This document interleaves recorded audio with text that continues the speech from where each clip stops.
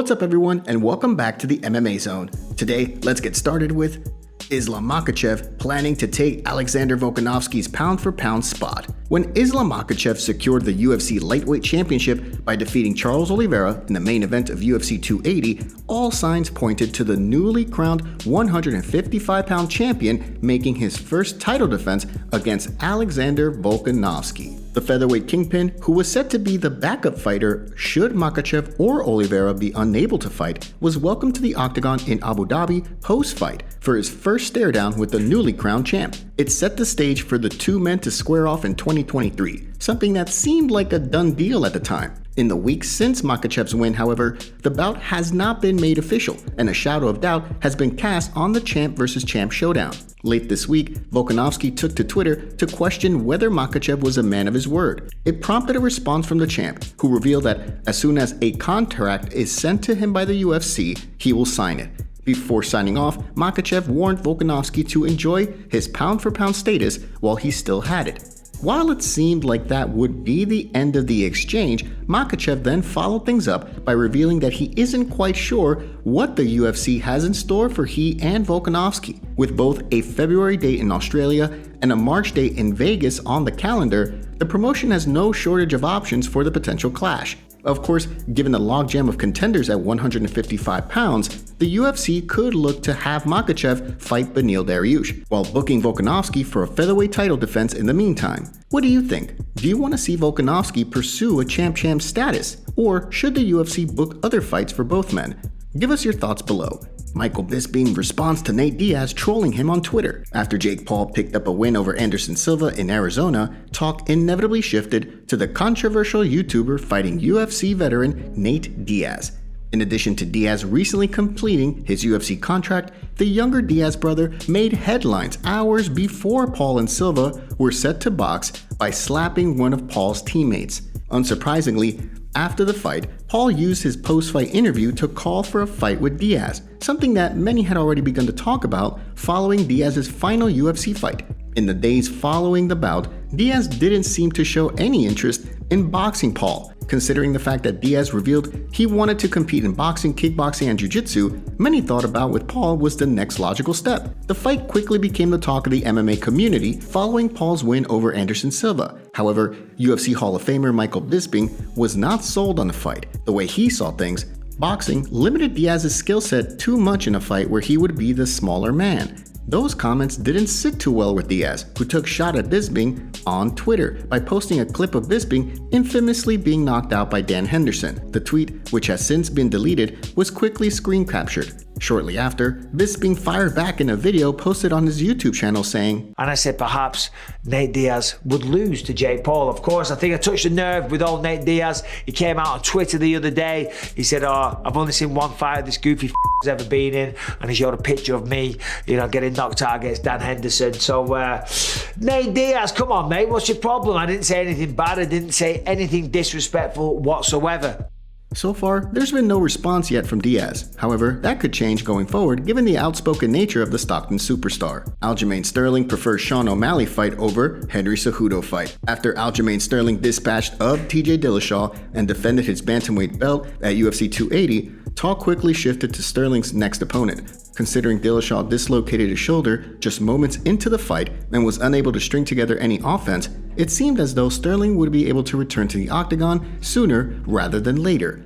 With Sean O'Malley winning a controversial decision on the main card and Henry Cejudo eagerly waiting to make his return to the octagon, it seemed like there were no shortage of potential opponents for the Funkmaster. Following the fight, however, the champion revealed that he was planning to take some time off.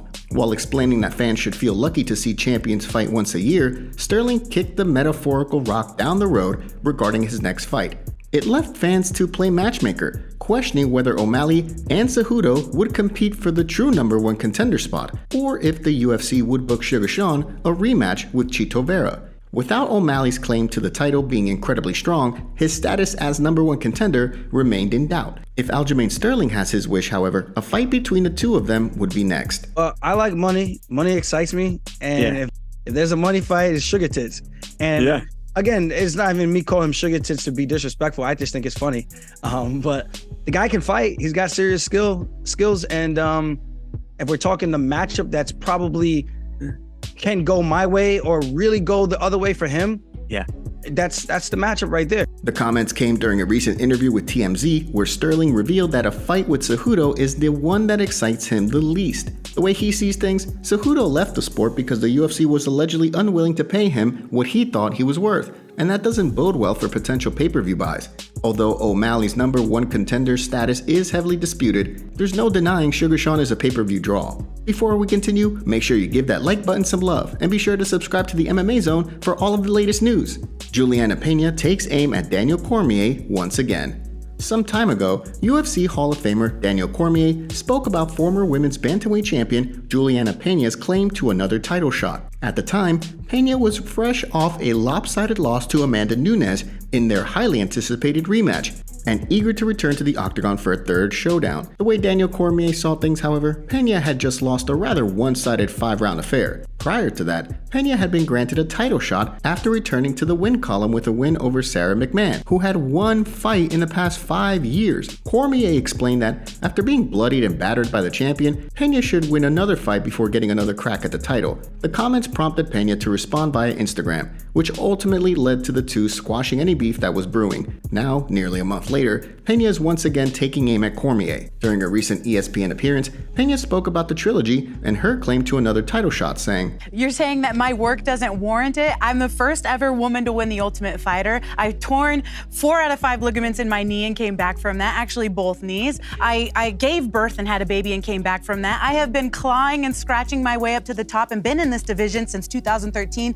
when they first allowed women to join the UFC. Pena then switched gears, pointing out that Cormier himself received an immediate trilogy fight with Stipe Miocic after a loss in the pair's second meeting. As UFC veteran Aljamain pointed out in the ESPN broadcast, if Pena doesn't get the trilogy fight, the UFC has no clear #1 contender at 135 pounds. Do you think she deserves it, or should the Venezuelan vixen earn her way back to a title fight? Give us your thoughts in the comments below. And now for our breaking news story of the day.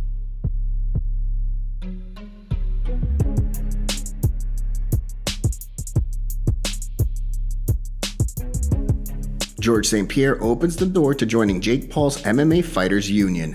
Fighter pay has continued to be a hot topic in MMA, from fighters like Tony Ferguson calling for healthcare to other fighters calling for a higher revenue split with the UFC. The topic has continued to emerge as a talking point in recent years. Prior to Jake Paul's boxing match with UFC legend Anderson Silva in Arizona recently, Paul made a bet with Silva.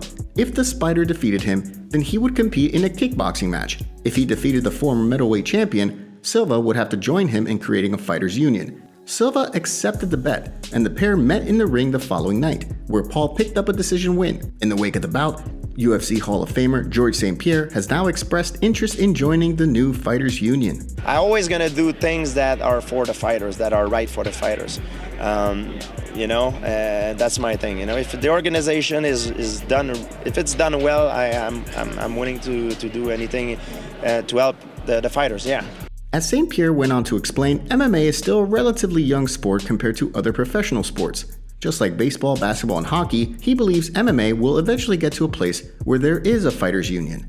Of course, the other attempts at creating a fighters union have failed. Nearly 10 years ago, several UFC fighters, along with former Bellator MMA head Bjorn Rebney, announced the launch of the MMAAA, or the MMA Athlete Association, aimed at advocating for fighters. Unfortunately, involvement in the group never grew, as fighters were fearful of going against the UFC brass. Whether or not the potential fighters union created by Paul and Silva finds success, only time will tell.